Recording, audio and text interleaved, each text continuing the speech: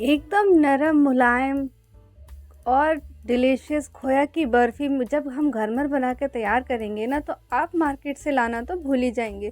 बिल्कुल हलवाई स्टाइल, बहुत ही कम इंग्रेडिएंट्स के साथ हम बनाकर तैयार करेंगे। सिर्फ 3 चीज़ों से मैंने ये जो मिठाई है ना बनाकर तैयार की है।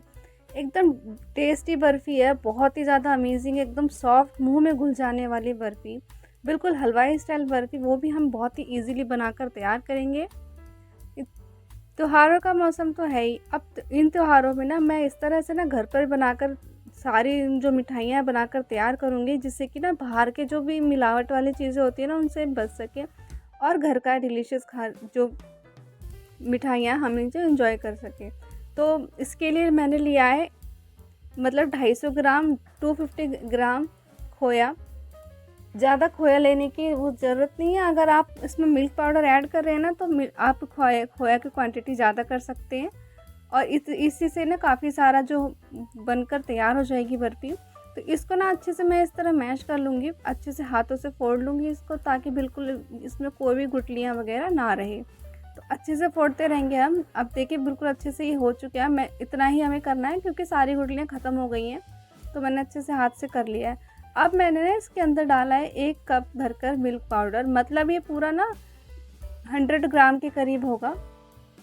100 ग्राम मैंने इसके अंदर मिल्क पाउडर लिया है।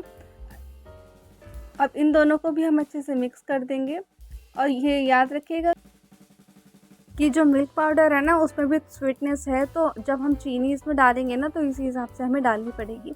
अच्छे से मिक्स कर लें इसे, बिल्कुल भी कोई गुठली वगैरह ना रहे, आपस में अच्छे से मिक्स हो जाना चाहिए, तभी बिल्कुल परफेक्ट जो टेस्ट आता है ना वो आएगा। आप चाहें तो इस स्टेज पर ना घी भी इसमें डाल सकते हैं, लेकिन मैं घी अभी इस टाइम नहीं डाल रही हूँ। जब मैं इसको कुक करूँगी ना तब मैं इसमें घी डालूँगी। आप ऐसे भी डाल सकते हैं।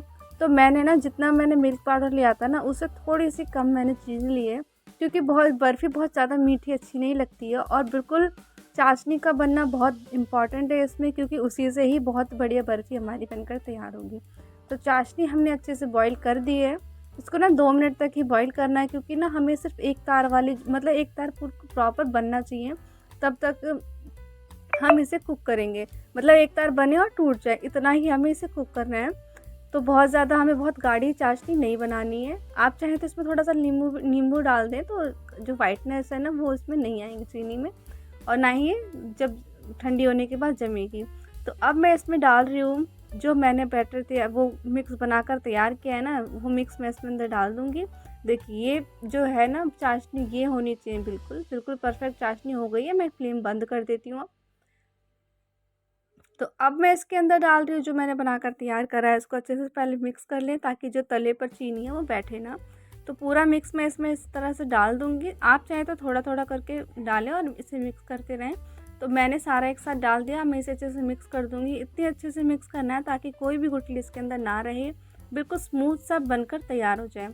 तो मैं इसको इसे चलाती रहूँगी, अच्छे से चलाते चलाते ईजिली सॉफ्ट हो जाएगा। इस तरह से स्पैटुला को घुमाते रहें कि पूरी चाशनी के अंदर जो भी हमने इंग्रेडिएंट मिक्स किए ना वो सारे अच्छे से मेल्ट हो जाएंगे। और जब ये धीरे धीरे कुक होने लगेंगे ना तो अपने आप ही पैन छोड़ने लगेगी। अभी आपको जो बहुत ज़्यादा पतला सा दिख रहा होगा ये, लेकिन थोड़ी देर में ही बिल्कुल सेट हो जाएगा। तो हमें इसको इस तरह से कुक करना है। इस पूरे प्रोसेस में ना 10 मिनट से कम का टाइम लग जाएगा, आपको बहुत ज़्यादा टाइम नहीं लगेगा, और ना घंटों आपको पकाना पड़ेगा। 10 मिनट में आपका बिल्कुल बनकर से तैयार हो जाएगा। अब हम इसको भी अच्छे से मिक्स करते रहेंगे, चलाते रहेंगे इसको। आप चाहें तो इलायची पाउडर भी डाल सकते हैं इसमें। मैंने चाशनी में थोड़ा सा इलायची पाउडर डाल दिया था, या फिर आप केवड़ा एसेंस भी इसमें यूज़ कर सकते हैं। मैंने 2 चम्मच भर के इसमें घी डाला है। आप चाहें तो जब मिक्स करते हैं उस टाइम पर भी डाल सकते हैं। तो मैंने इस तरह इस टाइम पर डाला है, तो काफ़ी बढ़िया टेस्ट आता है, ताकि ना पैन में बिल्कुल भी जो बैटर मैंने बनाया ना बिल्कुल चिपके ना, पूरा मिक्स जो हमारा है ना बिल्कुल बढ़िया से कुक हो जाए। तो अब मैं ना फ्लेम बिल्कुल आपको लो रखनी है, हाई फ्लेम पे नहीं पकाना है इसे, क्योंकि हाई फ्लेम पे ना कब बर्फ़ी का जो ये मिक्स है जल जाएगा, आपको पता भी नहीं चलेगा।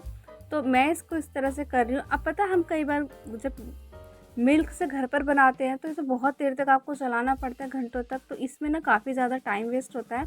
तो इस तरह से ना मिल्क पाउडर और इसकी बर्फ़ी बना लेंगे ना, बहुत ईज़िली बन जाएगा ये। मावा की बर्फ़ी का ना बहुत ही मतलब इंस्टेंट तरीका यही है। क्योंकि जो हलवाई होते हैं ना वो भी मिल्क पाउडर अपनी मिठाइयों में यूज़ करते हैं, तभी बहुत ही बढ़िया टेस्ट मिठाइयों में आता है। तो मैं इसको अच्छे से मिक्स कर लूँगी इस तरह से। अब देखिए पैन को ना हल्का छोड़ना शुरू कर दिया है, और ज़्यादा ना हमें सिर्फ इतना ही कुक करना था कि हल्का पैन को छोड़ने लग जाए। वैसे तो ये नॉन स्टिक पैन है तो आपको पता ही चल जाएगा कि ये बैटर हो चुका है, बट अगर हम नॉन स्टिक पैन में नहीं पका रहे तो हमें कैसे पता चलेगा? तो उसके लिए क्या करना है कि थोड़ा सा ना अपने स्पैटुला से लेकर ना चेक कर लेना, हमें एक बॉल बनाकर देखनी है। जब बॉल अच्छे से बनने लग जाएगी ना तब तक हम इसे कुक करेंगे, और जब बॉल बन जाएगी तो हम इसे ट्रांसफ़र कर लेंगे किसी थाली, प्लेट या फिर ट्रे वगैरह में, तो जिसमें हम बर्फ़ी जमानी है हमें। तो उसको भी अच्छे से ग्रीस करके रख लेना आप।